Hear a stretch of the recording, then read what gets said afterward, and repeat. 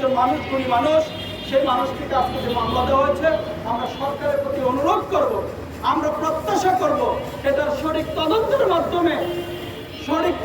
মাধ্যমে এই ষড়যন্ত্রমূলক মিথ্যা মামলার জন্য ফয়সালা করা হয়, এটাই আমাদের প্রত্যাশা আছে। আজকে দেখেন, এই রোহিঙ্গা বাংলাদেশে আজকে আসে নাই। বিগত সরকার মানবতার নেত্রী সাজার জন্য বাংলাদেশে 20 লক্ষ রোহিঙ্গাকে জায়গা দিয়েছে।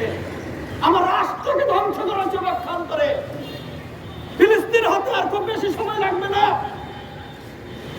আমরা যদি এটা রুখে না দিতে পারি, আগামী দিনে আমাদের জন্য অসংখ্য সংকট অপেক্ষা করছে। 1981 সালে প্রথম রোহিঙ্গা বাংলাদেশে আসে, এটা আজকে আসে তা না। 1981 সাল থেকে 80 সাল থেকে বাংলাদেশে রোহিঙ্গা আসে। বাংলাদেশে ক্যারিসমেটিক নেতৃত্বের অভাব রয়েছে।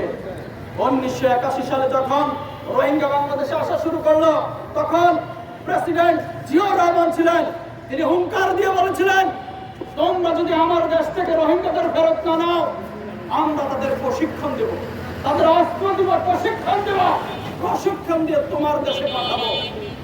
এই যে হুঙ্কার, এই যে ক্যারিসমেটিক লিডার, এই যে নেতৃত্ব, আজকে বাংলাদেশে এই নেতৃত্বের অভাব রয়েছে।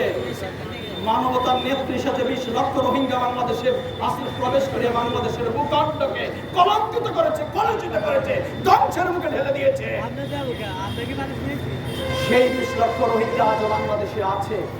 মজার বিষয় কি জানেন? রোহিঙ্গারা এই কক্সবাজারে বসে ভাতা নিয়ে, সরকারি ভাতা নিয়ে, কাঙ্ক্ষিত ভাতা নিয়ে তারা আরাম-আয়েশে খাচ্ছে। আর বাংলাদেশের মানুষ কষ্ট করেও এখন বেকারত্বের গ্লানি নিয়ে আত্মহত্যা করে। আজকে সেই রোহিঙ্গাদের নিয়ে কাজ করছে মিস্টার গফুর সাহেব। আমরা সরকারের প্রতি অনুরোধ করব, সুবিচার করুন। তার এই মামলা সুদৃষ্টি দিয়ে তার বিরুদ্ধে যে ষড়যন্ত্রমূলক মামলা করা হয়েছে সেটা সুবিচার করবেন, এটা আমাদের প্রত্যাশা।